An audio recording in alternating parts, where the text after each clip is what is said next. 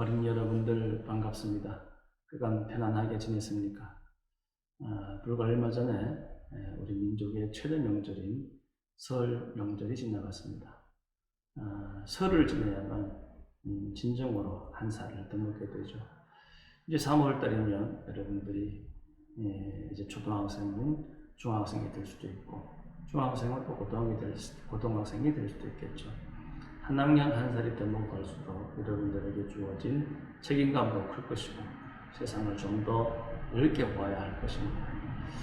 오늘은 여러분들께 보살에 대해서 말씀을 드리겠습니다. 보살은 크게 두 가지로 여러분들이 보셔야 됩니다. 하나는 이미 부처님이 되셨지만 부처님과 같은 경지에 오셨지만 중생을 위해서 보살의 모습으로 놔두고 계시는 분들이 또 계십니다. 또 하나는 무슨 부류냐 하면은 부처가 되기 직전의 모습을 바로 보살이라고 하는데요. 우리가 절에 처음 부처님을 믿으러 오는, 절이 좋아서 부처님이 좋아서 절에 찾아오는 일반 불자들이 있습니다. 그리고 좀 더 나아가서 스님들의 법문을 듣기를 좋아하고 경전을 읽기를 좋아하는 또 불자들이 있습니다. 이와 같은 불자들을 우리가 성문이라고 그러고요. 여기서 좀 더 나아가서 관음정진 기도도 열심히 하고 모든 공부에 솔선수범해서 누가 시키지 않아도 열심히 하는 부류가 또 있습니다. 이 부류를 연각이다 이렇게 또 얘기를 합니다. 여기에서 좀 더 나아가서 나의 수행과 나의 지혜의 충족에 더 나아가서 널리 일체 중생을 구원하리라 라고 하는 원을 세우고 수행을 하는 부류가 있습니다. 소위 상부골이 하화중생이라고 그래서 위로는 부처님의 진리, 깨달음을 구하고 아래로는 많은 중생을 널리 이롭게 하리라 라고 하는 큰 서원을 세우는 부류죠. 이 부류가 깨달음을 얻기 직전의 단계인 보살이라고 할 수 있습니다. 그래서 우리가 불자 수행의 단계는 보통 네 가지라고 얘기할 수 있어요. 평범한 일반 불자의 단계, 그리고 여기서 좀 더 글 공부나 또는 스님들 법문을 좋아하는 성문들을 성자해서 스님들 법문 듣기를 좋아한다는 것이죠. 성문 이렇게 얘기하고, 그 다음에 뭐라고 했죠? 연각이라고 했습니다. 연각은 이제 누가 시키지 않아도 스스로 마음을 내서 노력을 한다라고 하는 것입니다. 아마 전생에 인연이 있었겠죠. 그래서 아마 연각이라 하는 것 같습니다. 자, 그 다음에 뭐라고 했습니까? 이제 내 공부에 집중하는 단계에서 더 나아가서 널리 일체 중생을 구제하리라고 하는 마음, 큰 발언을 세우신, 우리가 법회 마지막에 사홍서원을 하죠. 이 사홍서원을 실천하는 존재가 바로 보살이다라고 보시면 됩니다. 자, 말씀드렸다시피 보살은 두 가지 단계라고 했죠. 하나는 이미 부처님이 되셨지만 중생들을 위해서 보살의 모습으로 중생을 구제하는 보살님이 계시고, 또 한 부류는 부처님의 경지에 미치지는 못했지만 부처가 되기 위해서 위로는 부처님의 깨달음을 구하고 아래로는 사홍서원을 실천하는 일체 중생을 구제하기 위해서 노력하는 그런 부류가 있다라는 말씀을 먼저 드립니다.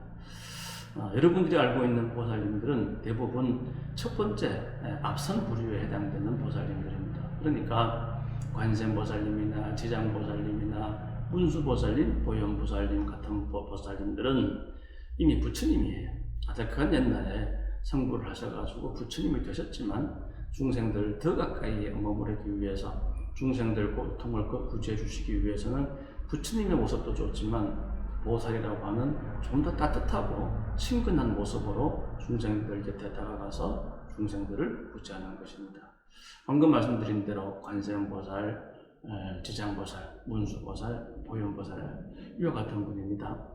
간단하게 말씀을 드리면 관세음보살님은 자비의 화신이다 라고 얘기합니다. 물론 관세음보살님이 자비만 가지고 계시는 게 아닙니다.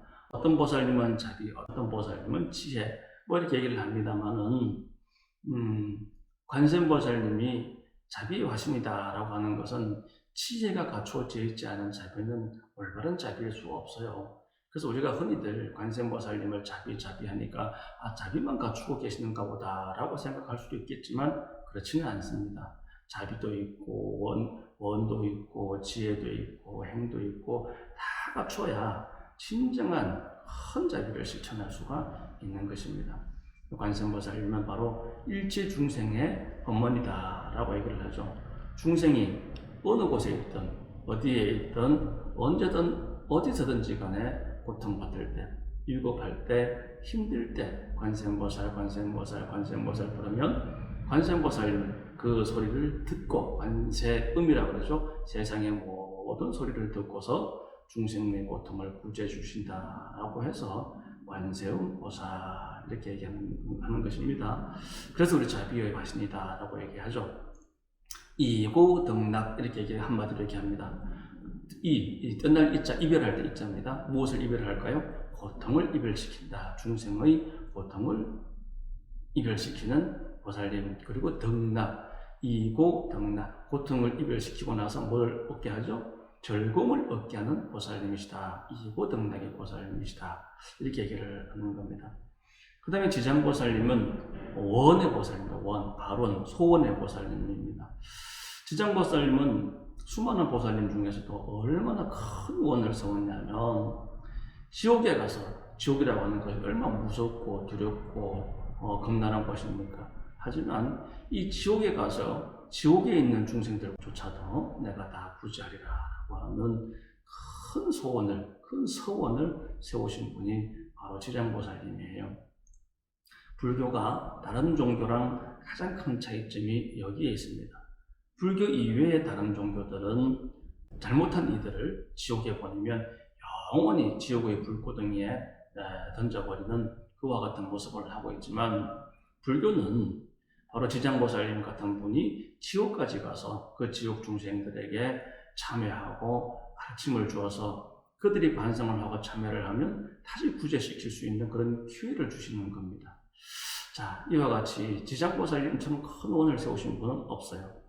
자, 앞서 마찬가지로 관세음보살님 때 말씀드린 것처럼 지장보살님이 원만 있느냐? 그렇지는 않죠.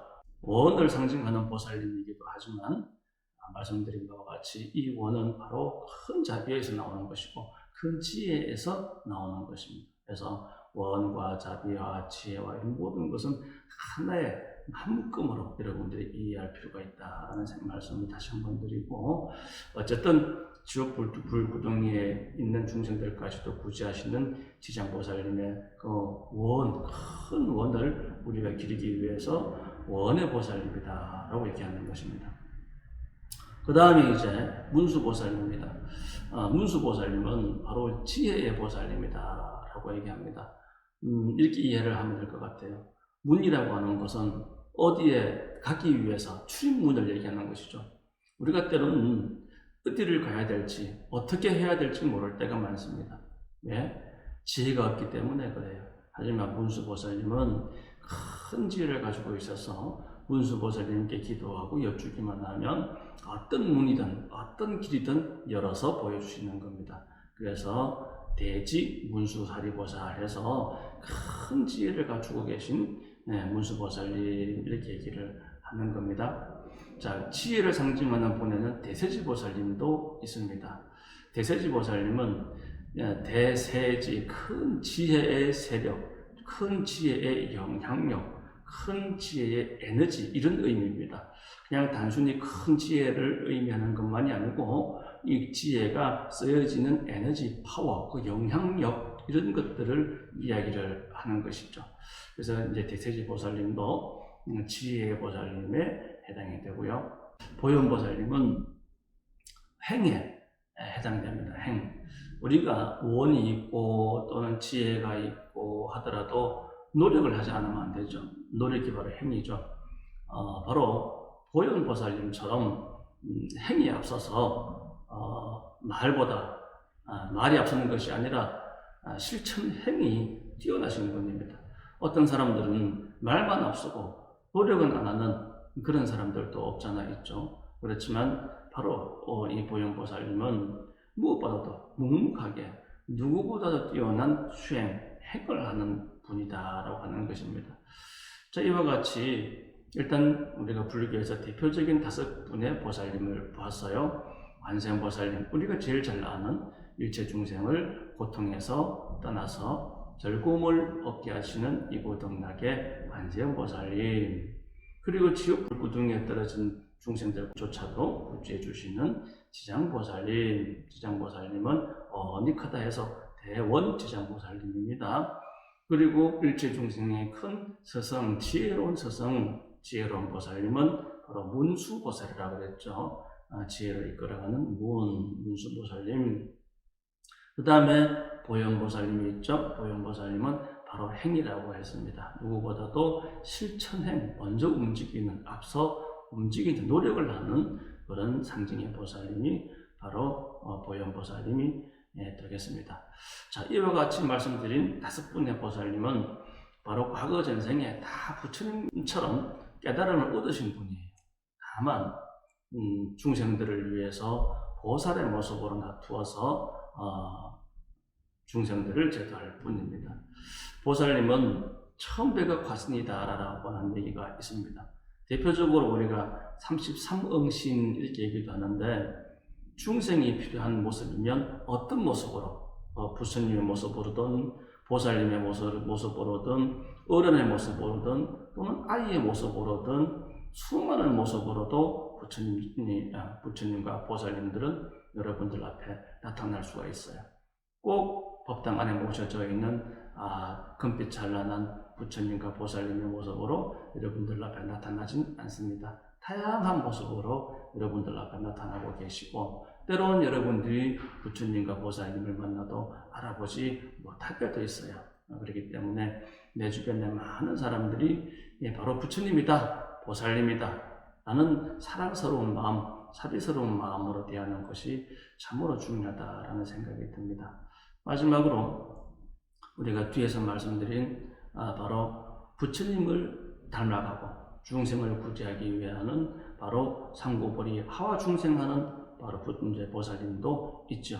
우리가 절집에 가서 우리 여성 신도님들을 보고 보살님 하지만, 우리가 여기에서 얘기하는 보살님은 아까 얘기했듯이 일반 불자, 그 다음에 한 발 더 나아가서 성문, 그 다음에 한 발 더 나아가서 영각, 그 다음에 한 발 더 나아가서 보살, 이렇게 단계 올라가는 보살들을 얘기하는 것이고, 아직은 절에 처음 들어와가지고 잘 모를지언정 노력해가지고 언젠가는 보살님이 되십시오 라고 하는 그러한 의미로 우리가 보살이다 라고 이제 부를 뿐입니다.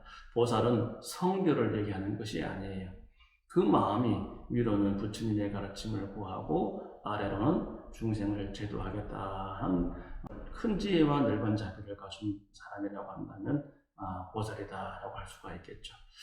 자, 여러분들도 부처님, 보살님의 가르침을 잘 이어받아서 실천할 수 있는 그런 자비롭고 지혜로운 어린 불자들이 되시기를 바랍니다. 감사합니다.